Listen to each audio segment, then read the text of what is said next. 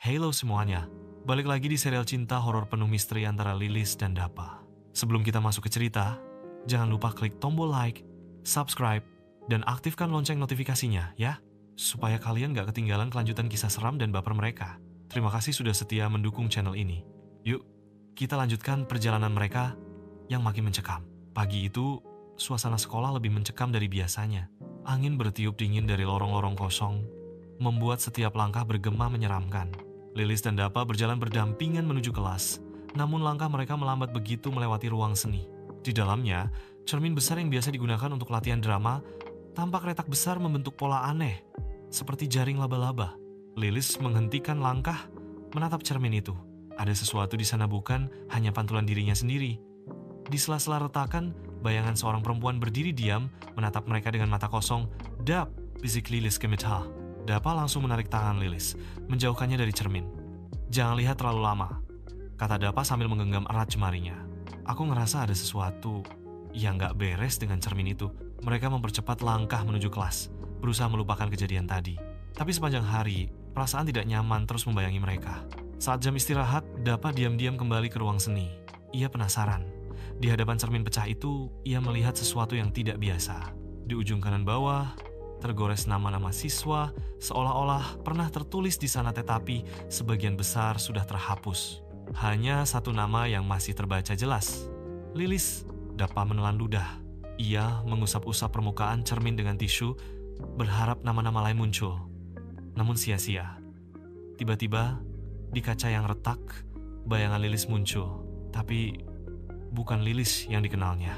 Sosok itu tampak pucat, dengan mata kosong, dan darah mengalir dari pelipisnya. Dapa mundur, hampir jatuh.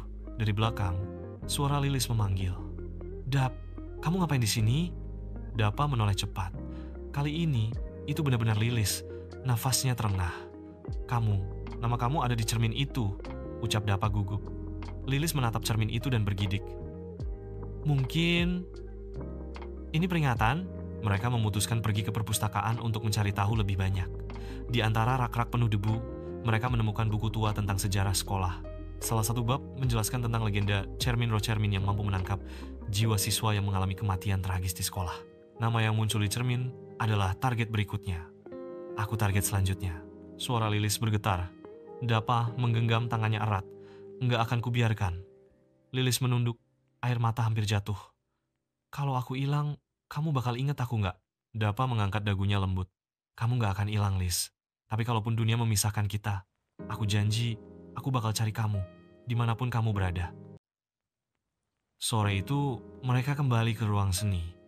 Mereka membawa lilin dan selembar kertas mantra perlindungan yang mereka temukan di buku tua itu. Dapa menyalakan lilin, sementara Lilis membaca mantra dengan suara gemetar. Cahaya lilin menari-nari di permukaan cermin pecah itu, membuat bayangan mereka sendiri tampak menakutkan. Tiba-tiba, dari cermin, terdengar suara teriakan pilu. Cermin bergetar hebat. Salah satu lilin padam. Lilis berhenti membaca. Ketakutan. Sosok perempuan itu muncul lagi, kali ini menempelkan wajahnya di balik retakan, menatap Lilis dengan tatapan memohon, "Lepaskan aku." Bisik sosok itu lirih. Lilis ragu-ragu, namun Dapa mengangguk mendukung. "Coba deketin tanganmu ke cermin," kata Dapa. Lilis mengulurkan tangannya. Begitu telapak tangannya menyentuh permukaan kaca, cermin itu bergetar semakin kuat. Lalu retakannya menyebar lebih luas hingga akhirnya pecah dengan suara keras.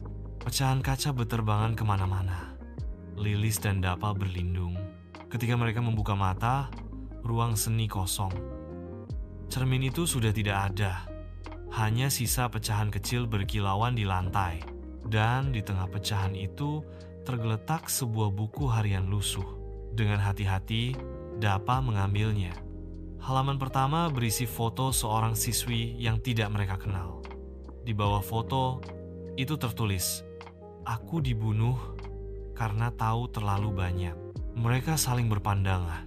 Misteri yang membayangi mereka jauh lebih dalam dari yang mereka kira. Malam itu Dapa mengantar Lilis pulang. Mereka duduk di taman depan rumah Lilis, berbagi satu payung di bawah gerimis tipis. "Dap," kata Lilis pelan, "kalau nanti semua ini selesai, kamu mau nggak tetap sama aku?" Dapa menoleh, tersenyum lembut. Bukan cuma mau, aku janji. Lilis tersenyum, matanya berkaca-kaca. Aku takut kehilangan kamu. Dapa menghapus air mata yang jatuh di pipi Lilis. Kita berdua, sama-sama, gak akan ada yang hilang. Saat itu, petir menyambar di kejauhan. Lilis memeluk Dapa erat-erat, seolah ingin memastikan bahwa dunia nyata ini masih ada, bahwa cinta mereka tetap nyata, meski dunia di sekitar mereka perlahan-lahan menjadi mimpi buruk. Keesokan harinya, saat mereka kembali ke sekolah, mereka menemukan sesuatu yang mengejutkan. Di dinding dekat ruang seni, sebuah kalimat baru tergores. Satu nama sudah terhapus, tapi kutukan belum berakhir. Lilis dan Dapa saling menggenggam tangan erat. Mereka tahu ini baru permulaan. Kalau kalian jadi Lilis, apa kalian akan berani menyentuh cermin itu demi membebaskan roh yang terperangkap? Atau malah memilih kabur untuk menyelamatkan diri? Tulis pendapat kalian di kolom komentar ya. Jangan lupa like, subscribe, dan aktifkan lonceng supaya nggak ketinggalan kelanjutan kisah mereka. Episode selanjutnya. Episode 7, Telepon Tengah Malam dari Nomor Tidak Dikenal.